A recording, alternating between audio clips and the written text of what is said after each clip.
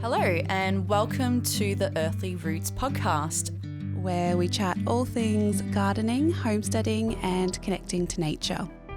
We're your hosts, Diane and Robyn. The Earthly Roots podcast acknowledges the traditional custodians of country throughout Australia and their connections to land, sea, and community. We pay our respects to their elders past and present and extend that respect to all Aboriginal and Torres Strait Islander peoples today.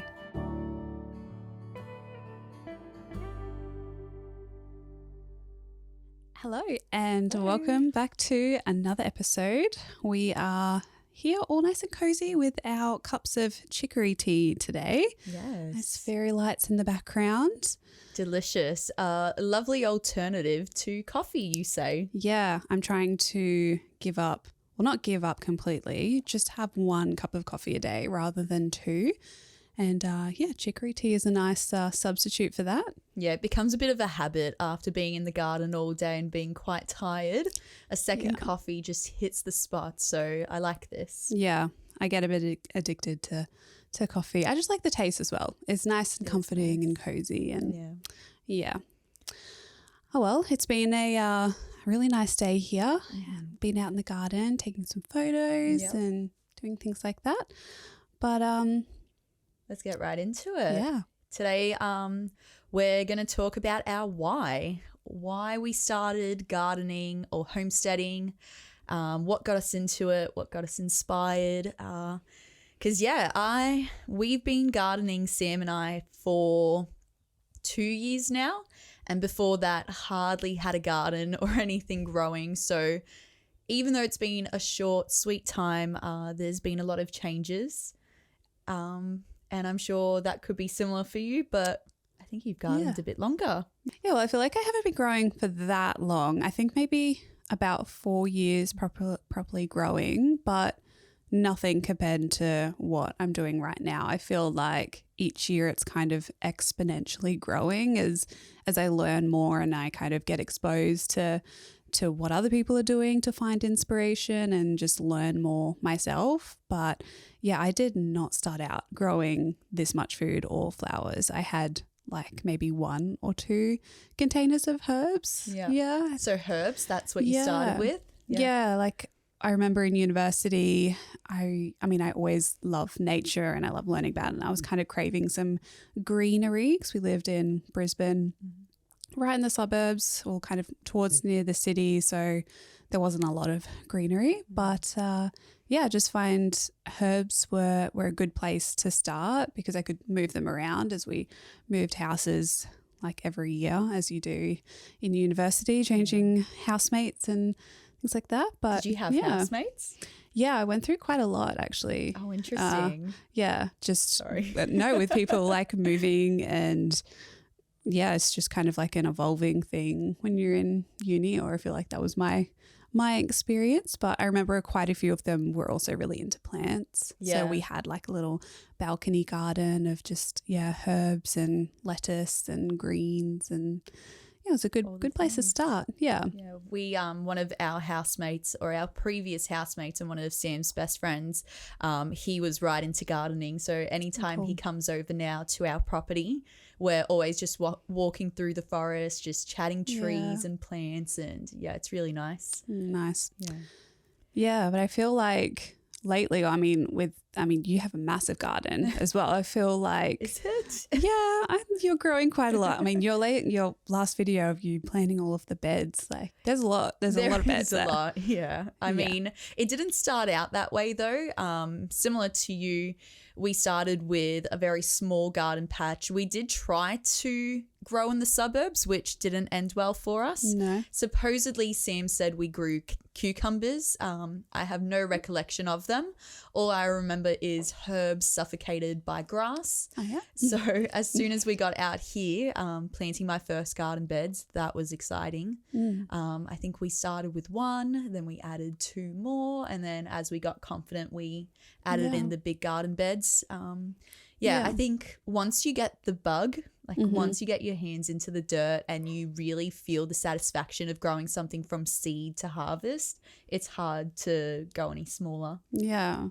Do you think just like the size increase of the land that you were on made it easier, or the transition from the city to To the grow country, is that kind of what sparked more of the desire to grow more? Because you don't have to grow more if you're No, out of the country. course not. But Yeah. I think it was more so, I mean, we got into gardening and growing our own food to be in control of what we eat. We found that the food system was really broken, and there was a lack of control knowing what was in our food, especially with meat, because Sam and I are meat eaters. And I feel like it's not necessarily that we need to grow a lot more with more land. It's more so that I enjoy growing as much as I can. It's almost like a challenge every year to beat what I did in the past. that's cool. And when you watch other YouTubers and people on Instagram and just in your community growing so much food, like it's energizing. Like you want to feel that success that they have as well, really. Yeah, I feel like social media is just so great for inspiration. You can just if you're confused or unsure of what to grow, just scrolling on Instagram or YouTube, for anyone who doesn't really go on Instagram or YouTube, there's just so many people sharing their homesteading and gardening journeys now. Which sometimes can be overwhelming. I mean, I don't know about you, but I just find that sometimes I'm there just scrolling through so many different creators, just feeling overwhelmed with who I want to watch. Or it could just be this period of time we're in where there's so little that we can actually grow, that I find that I keep going back to the old faithfuls, the ones that really started me on this journey in the first place and really inspired me. So people like Justin Rhodes and the Hollow Homestead and Roots and Refuge as well, although I think she was more of like once I started actually gardening rather than growing animals. I said what you growing animals. Yeah, I've been saying growing animals a lot rather than raising animals because I'm so used to talking about growing food. Could you imagine if that's how it worked? Like you plant in like an egg and you get a chicken. Yeah, but I mean animals grow, right? We feed them. I feel like I've had this conversation with Sam and we were just like, which one is considered correct? Yeah, we'll go with raising. But who inspired you at the beginning of your journey and who still continues to inspire you now? Yeah, well, kind of like you, like I've been inspired by a lot of people on YouTube, and I feel like I did start out with a lot of the American homesteaders. So the ones that you mentioned are over in the US, just because they have a larger like population and it's just such a big community, the homesteading community it's established over there. Yeah. I mean, they have all of like those big conferences and meetups and things like that, and it's probably easier to find your people, I suppose, over there. So that was one. But I'm also really inspired by some of my family. So on my dad's side, a lot of my family are from Poland and Germany, and a lot of them have a farming background. Like I don't know too much about my family, but I do know that a lot of them were farmers, and my Oma and Opa grew so much of their own food. And I find that really inspirational. So, and because we're living in my Oma and Opa's house. I was just about to say that. Yeah. Do you see elements of their gardening still here? Yeah. Well, I mean, they've fertilized the garden quite well. There's been a lot of cow manure that has been put into the backyard. So I'm gardening where they used to garden. And yeah, I just think it's really special for me to kind of have this connection and feel a little bit more grounded here, because we moved so much as kids that we could never really, set roots down and grow a proper garden. So I'm glad that I can do it here. So that's another big inspiration, as well as just like nature and being outside and looking at all of the native plants around. About if I see a plant in flower that I really love, I'll take a picture of it and then try and ID it and have that in the garden. That's really beautiful, because you go on a lot of nature walks, don't you? Yeah, I mean, I like to when it's not super wet and muddy, but yeah, I'm trying to get out and do more of that, increase my fitness a little bit, and yeah, just find inspiration there because I mean, I love creating habitat for animals and doing that. So yeah. Yeah, and I guess that's a really good place to start as a gardener, to see what's growing in the area you're in instead of try to reinvent the wheel and plant something into the ground that may not take well. Yeah. So let's wind it back to 4 years ago. You said you started 4 years ago. So what did your garden look like? Like, how have you shifted and changed as a gardener to achieve all that you have right now? Like, you've got flower gardens growing, you've got your vegetables and so many garden beds. Yeah. But I'm sure that the way you think about your garden and interact with it now is probably really different from your attitude to your garden 4 years ago. So take me back. Robyn, 4 years ago. 4 years ago. Not knowing what I'm doing, which hasn't changed really. Yeah, self-doubt. Yeah. It's always there. Yeah, lots of failure, which really is like the only constant in gardening, Yeah. I feel. Failing every year and learning from it is what I've been doing each year. But yeah, I have felt like each year it's exponentially grown from, I started with just maybe like 3 or 4 tiny little pots on the balcony growing herbs. And then the next year I remember getting a veggie pod because we had lots of possums around in Brisbane and I needed something to cover everything. So got a veggie pod. And then we moved the next year a little bit further out of the city where we had a backyard and I could start growing like physically in the ground. And that was, really eye-opening because I had no idea what I was doing. And I have pretty much learnt everything just from YouTube. That's amazing. Yeah, from learning other people, what they're doing and finding inspiration. Yeah. Yeah, I think that's where I learnt most. So do you feel like by having more space in your backyard, you could grow more? Did you feel like the apartment was really holding you back from achieving all that you could? Yeah, I mean, I'm kind of in two minds about it. Like I feel like it was the natural progression for me because I love living further out. I mean, right now we're living in more suburbia, but we have a large backyard which satisfies my like need for gardening. But yeah, I've always wanted to live out in the country, but I feel like I definitely could have grown more in the city had I had just stayed there and learnt the same things that I know now. Yeah. And because there is so much you can grow in containers, and I know so many people who grow so much of their own food in like wicking beds and raised beds. And yeah, I don't think being in a rental should hold you back at all, really. No, and I don't feel like the space is the thing holding people back. I wonder if it's more the city lifestyle, like the hustle and bustle. Like even in the suburbs, you're surrounded by so many opportunities for things that you can do and people that you can see. I think people underestimate when you live near friends and family, you tend to spend weekends out socializing or going to places, eating out, and all of that takes you away from your homestead or your garden. And so one thing that I've personally found about moving further out away from the city and the suburbs is because we have less people to see, less things to do, less restaurants to eat. Like there's only maybe a handful of restaurants we visit. We're more grounded at home. And so we have more time to dedicate to different things at home, like growing gardens and expanding them and raising animals. So yeah, I find that maybe it's the lifestyle that could have held you back. Do you?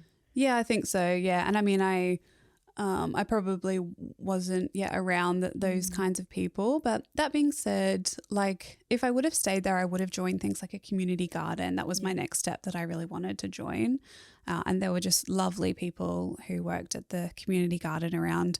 So that would be probably like where I would have gone to have that more satisfaction of growing more food, because they grow a lot of food in those community grow gardens. so much food. Yeah. I'm actually quite surprised with how much. Like when you walk past them, they're just flourishing with vegetables and all kinds of things.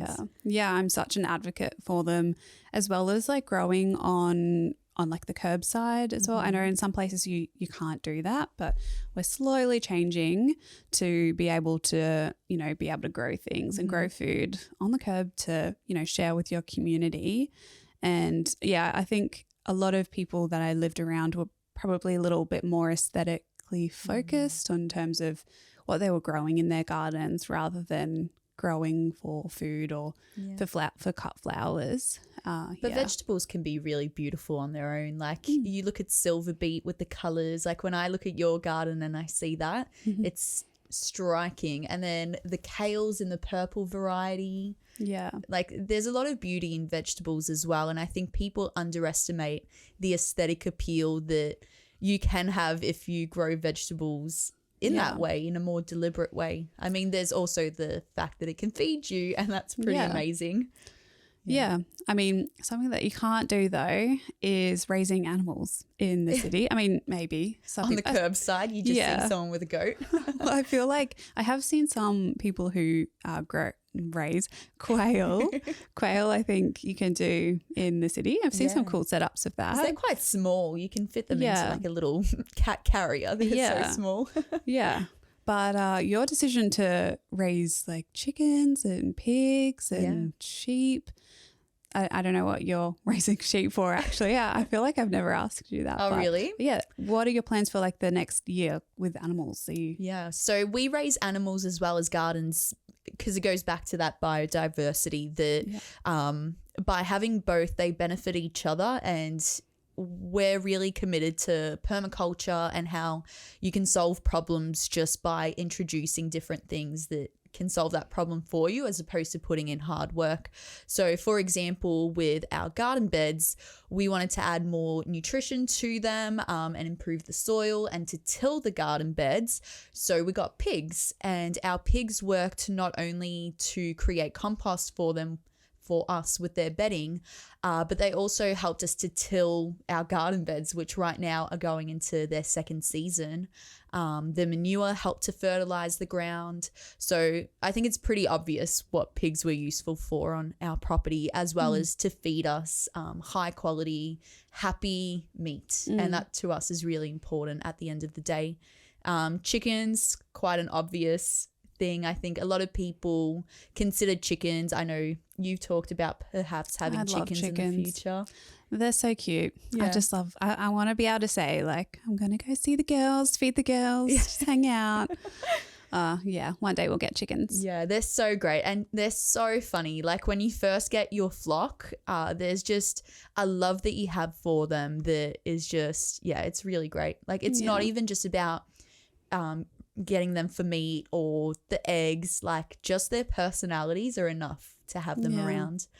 But you did say before, like your reasoning, you like to follow permaculture principles and they all work together, animals and growing.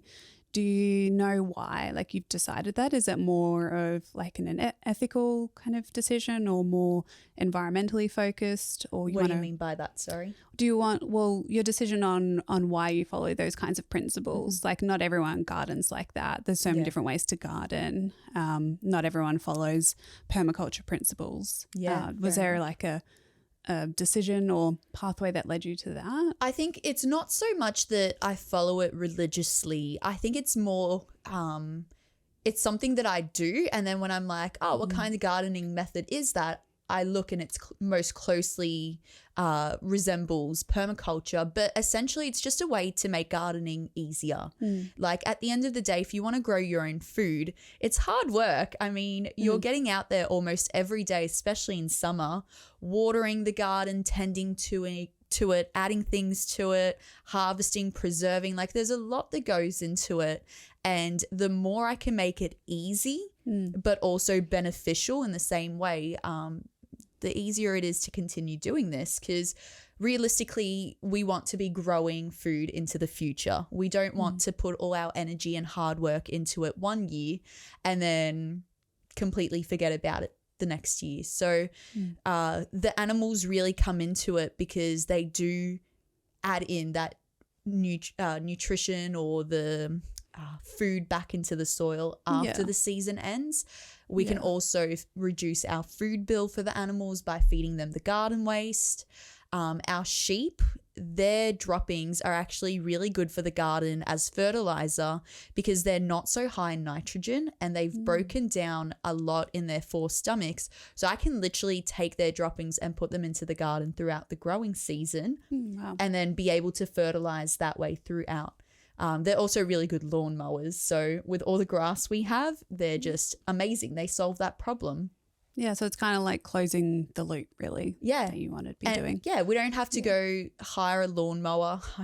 We don't have to go hire someone to mow our lawns or be doing it ourselves and take away that time from it. We have animals that essentially are like our workers and their payment is food and love. And I think that's a really special connection that you can have with homesteading animals. Yeah. Yeah. We'd love to get some ducks in the future as well. We've had a lot of slug and snail pressure, especially with all the rains. So introducing them could be really cool. Yeah. And they're so funny. Yeah, I love ducks. Yeah. So do they eat a lot of the snails and slugs? Yeah, because apparently chickens don't eat snails or slugs. Like they just, I guess they leave them. They prefer other bugs while ducks just go crazy for it. So you're better off having them. Yeah, cool. Yeah, no, that sounds really awesome.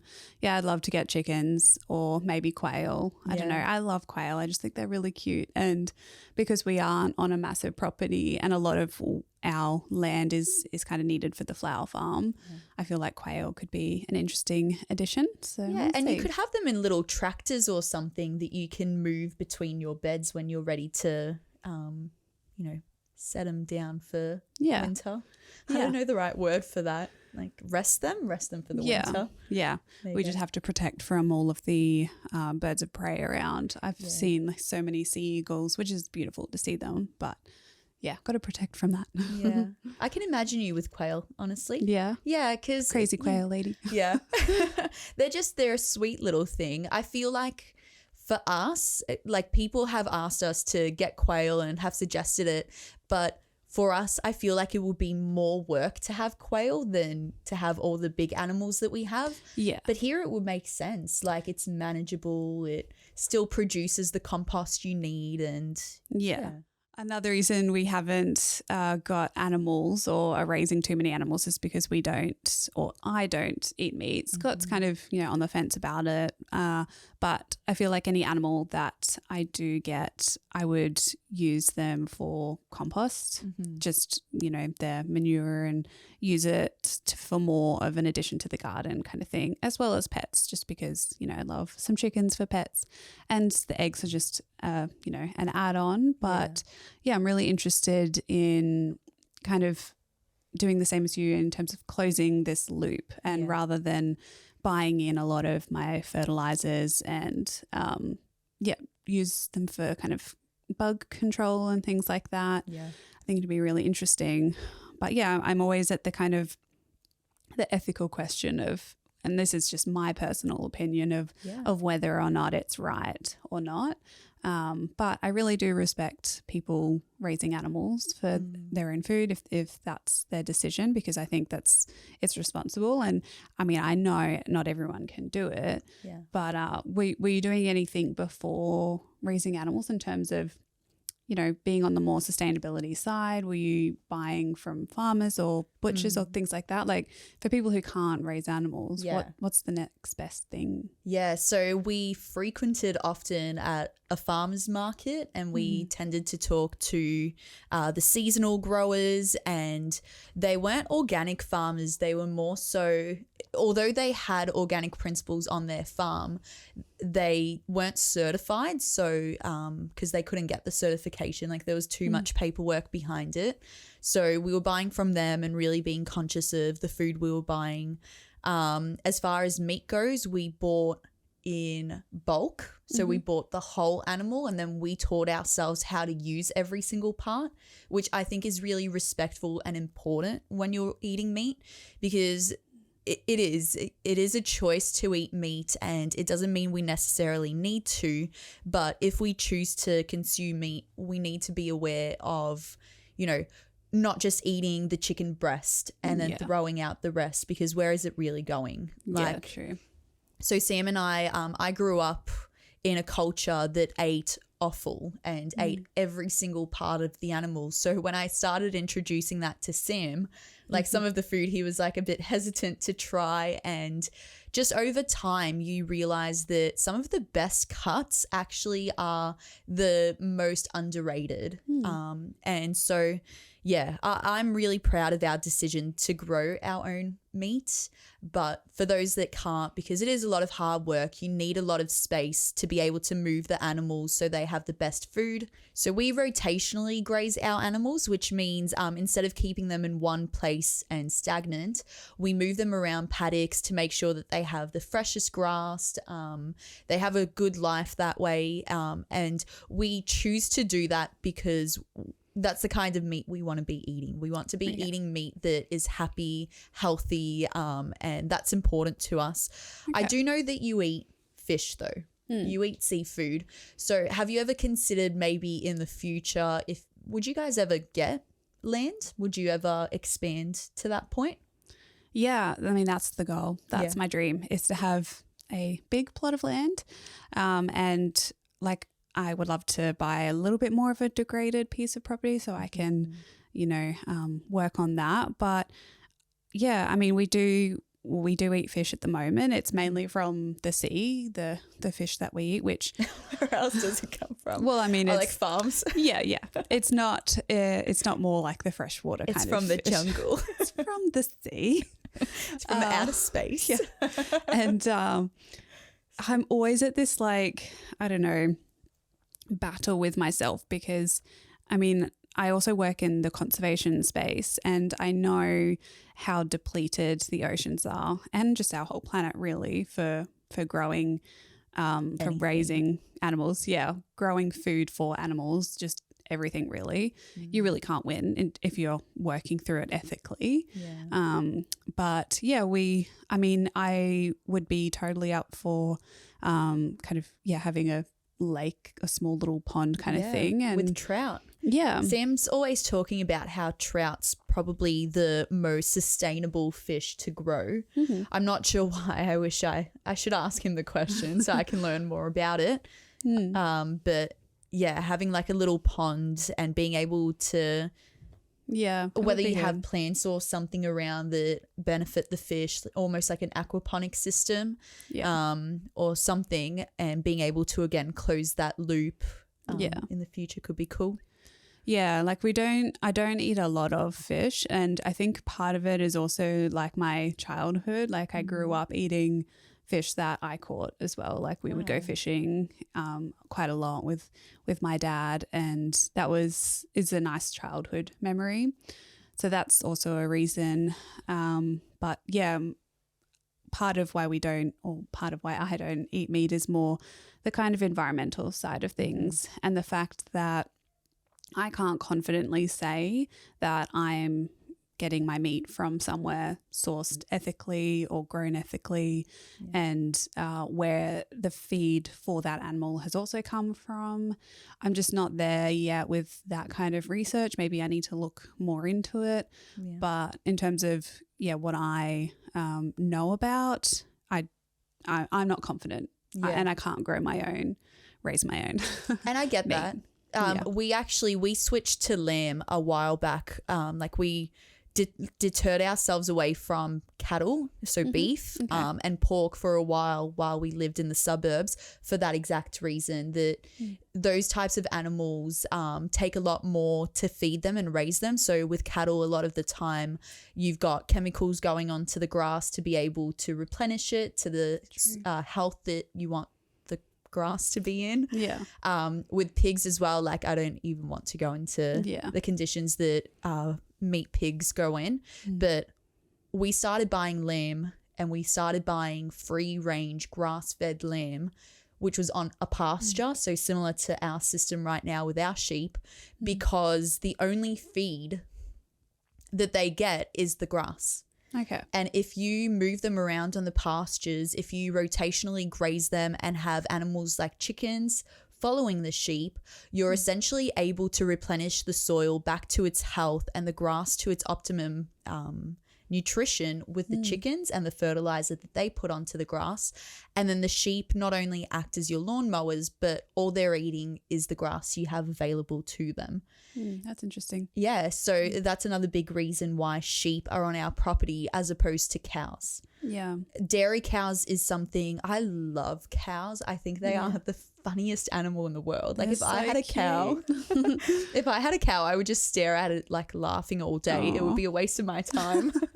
Yeah, they're pretty cute. Yeah, they are, but very destructive to the land because, I mean, they're heavy animals. They compact the soil. They overgraze if given the possibility to. At the end of the day, like, the best meat that you can buy is meat that is pasture raised and rotationally grazed. Yeah, because that way the farmer isn't reliant on chemicals to replenish the nutrients. The land has enough time to rest before the animal comes through again. So that's kind of been our inspiration in what we're doing. Yeah. Do you think, though, that would work for the entire population of the world, though? To do those systems? Yeah. No, definitely not. And I think that's where a connection with your farmer, a connection with farmers markets, or even just getting in touch with a person in the community can be really beneficial because those systems do work and you can have quite a lot of animals, but reducing meat consumption along with that is also really useful. So we've delved into, every now and again we'll cook a completely vegetarian meal, or every now and again we'll get seafood as opposed to eating meat, and we have a variety of meat as well. So that way we're not just relying on having so much of one animal or or of just eating meat for every meal. As far as breakfast goes, I think I have really reduced my meat consumption in that way.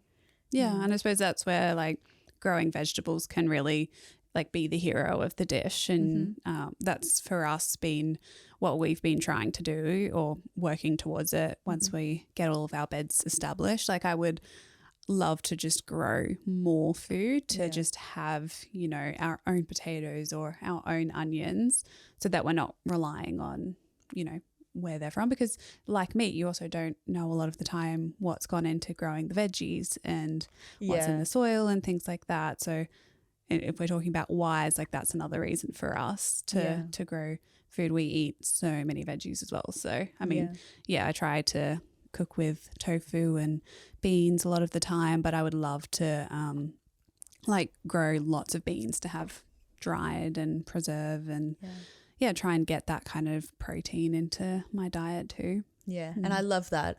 I think that there's also the other side of the argument, like with meat being a really big toll on the land, there's a lot of vegetables as well that are grown in polycultures around the world, whether it's for animal feed or for different products that humans eat, like grains can be an example of that, where,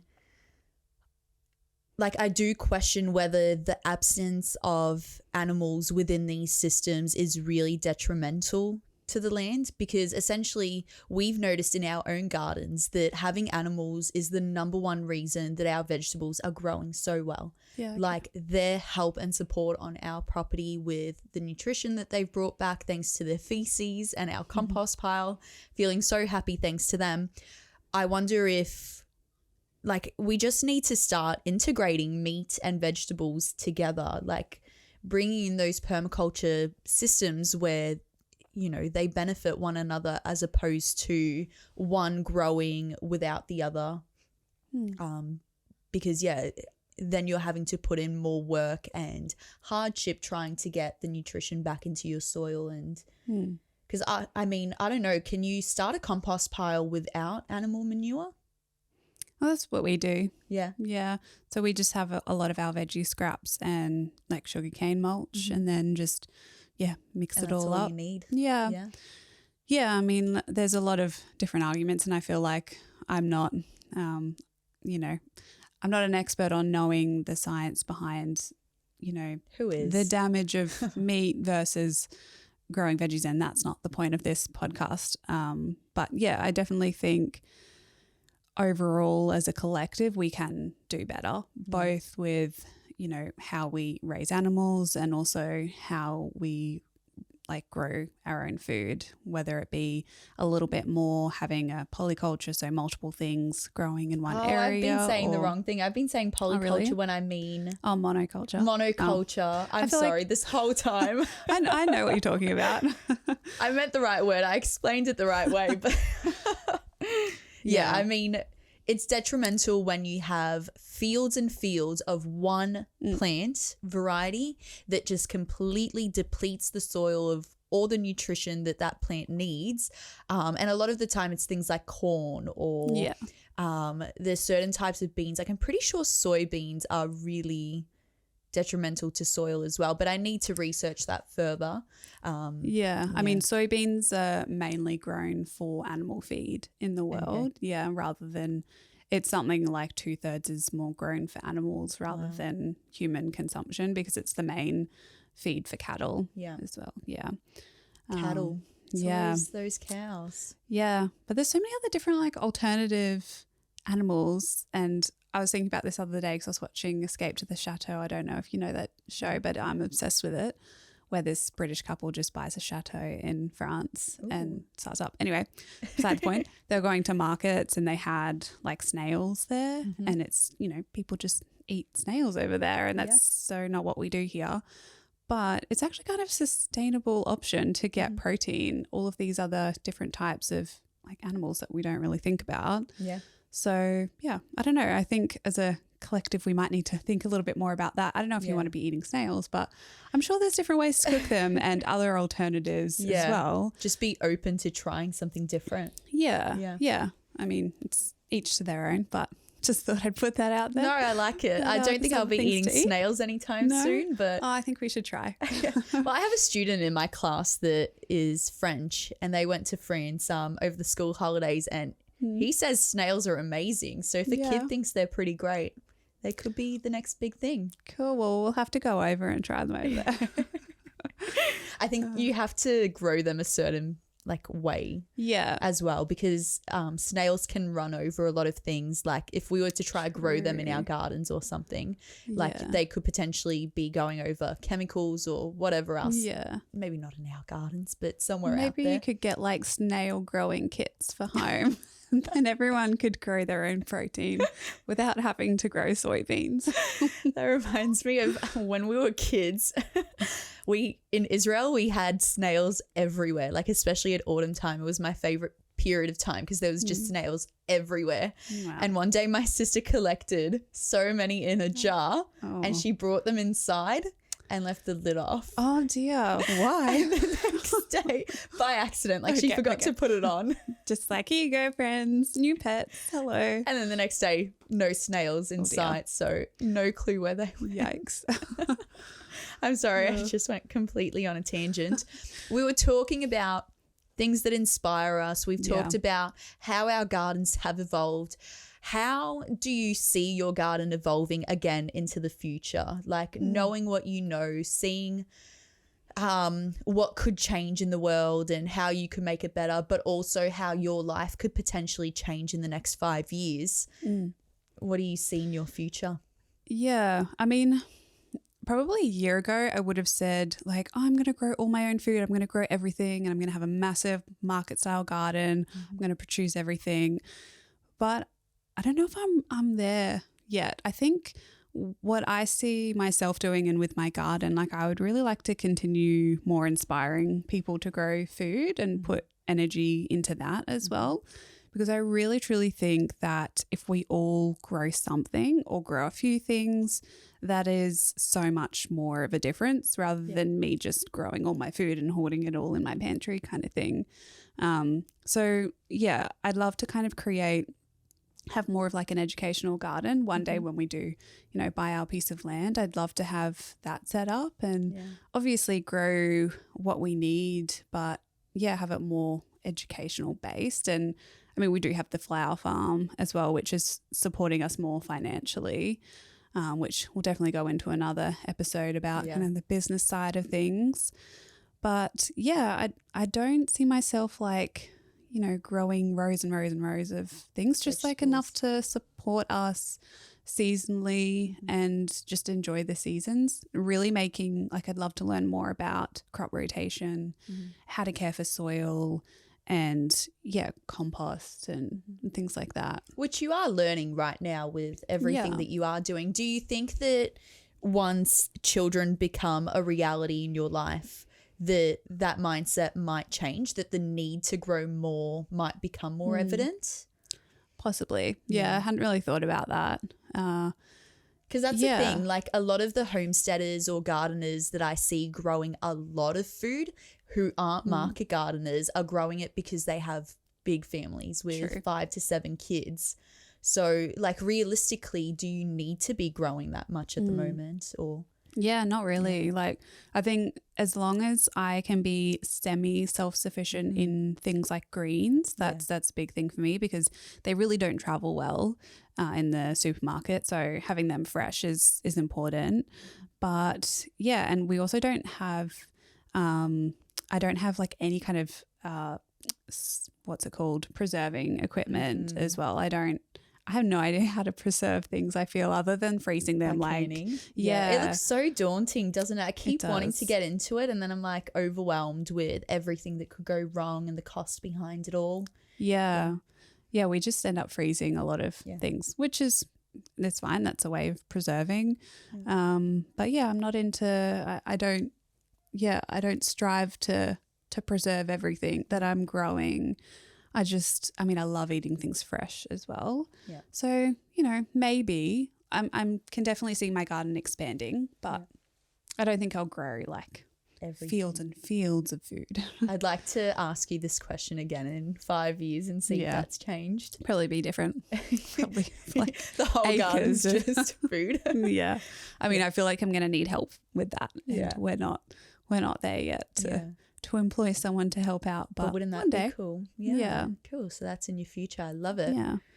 Yeah. What about you? Are you gonna continue raising animals? Raising animals.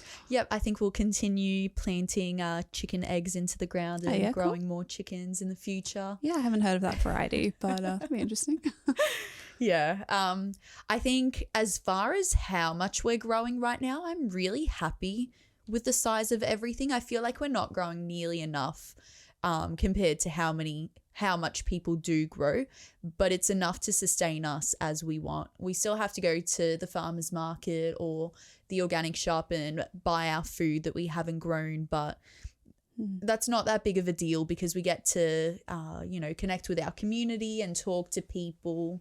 And there's something really special about connecting with other gardeners and all that. We probably will be having more animals in some way in the future, but I honestly foresee us continuing to do what we are doing because the idea for us isn't to expand to like this huge commercial size. Like we only need as much as we need and we want to be maintaining our systems in that. Okay. Way. So you don't plan on like creating a farm kind of thing and then selling produce and meat? For us, our goal isn't to be farmers or gardeners that are dedicated to growing something for someone else. I feel like that adds a lot of pressure and takes away from the passion of gardening. It turns it into a job more than anything. For us, if we were to make income from our property and our land, it would be more so in workshops and inviting people for community events and those kinds of things. I think that would be just a great way to build connection, community, and just enjoy being in the garden. Yeah, cool. But I'm sure we'll talk more about that in future. Exactly. We'll see how this evolves. Yes. I have one more question. We can wrap this up fairly soon. Light. Yeah. But do you have any really good resources that you'd recommend to people if they're starting out gardening or homesteading to get some information from? Yep. Put you on the spot here. Yeah, it's not so much that you put me on the spot. I have a terrible memory, so trying to remember people's names or book names is really hard. But I would say just connect with people in your community, find other gardeners, whether you meet them through farmers markets or you buy animals from them and they let you tour their gardens. Those types of people have been my biggest source of inspiration. They've become my friends over the time, and have given me lots of tips and not only encouragement, but a lot of the time I'll leave these friends with so much more like wealth of knowledge, and a lot of the time they'll just like throw seeds and seedlings at you. Yeah, like, that's cool. there's something really beautiful about those who are so willing to share as much as they can, and that would be my biggest cool. like go forward with that. Yeah, nice. Yeah, I agree pretty much. Like going to food swaps and plant swaps was where I learnt so much just by people just want to like give their knowledge for free and share knowledge, and finding people who are also passionate about growing food is where you'll find the most information. But I do think there is value in, watching. I mean, I love YouTube. I have a YouTube channel. But, you are essentially doing exactly what you've just said. You are the person in the community that people can come to, but instead of being that person in person, you're online. Yeah. And that's kind of cool. True. Yeah. And I've also found the same thing from watching other people. Like I feel like that about Roots and Refuge, who was probably my first like YouTuber that I was obsessed with in terms of what Jess was doing. But yeah, and a lot of the permaculture community in Australia, like Hannah Maloney and Maura Gamble. Yeah, Maura Gamble was a really big inspiration to start out. She just has a wealth of knowledge and a great podcast as well. Yeah. Oh, I haven't heard her podcast. I'll have to tune into it. Yeah, it's pretty good. They have been great to learn things at a more manageable scale because it's not like farming, agriculture. It's like home garden. Where can you start? What can you grow? So that's what we all need a starting point. Yeah. Cool. Well, right, before we go into complete darkness. Yeah. Hopefully we can lighten this up a bit if you're watching it on YouTube. But I think this was good because I was super interested to learn a little bit more about, why you're doing things and the process behind it all. And I think it is important to have a why, like remember why you're gardening or homesteading so that you can come back to it when it is hard. Yeah, or even remembering where you started and how far you've come, because that's pretty incredible too. Yeah. Thank you for sharing. Awesome. Thank you so much for listening or watching, and make sure if you do like this episode to leave us a review on whatever you're listening on or watching, and give us some feedback over on our Instagram page and YouTube. Yeah, we share some cute photos every now and again and some cute snippets. Everything's cute. Apparently I can't come up with another adjective on the spot. I think it's ridiculous, some of the behind the sweens that we got the other day and today. No, they've been lots of fun to do though. So go check us out on YouTube, on Instagram, and we'll hopefully chat to you guys again soon. Yeah. See you next time. Bye. Bye.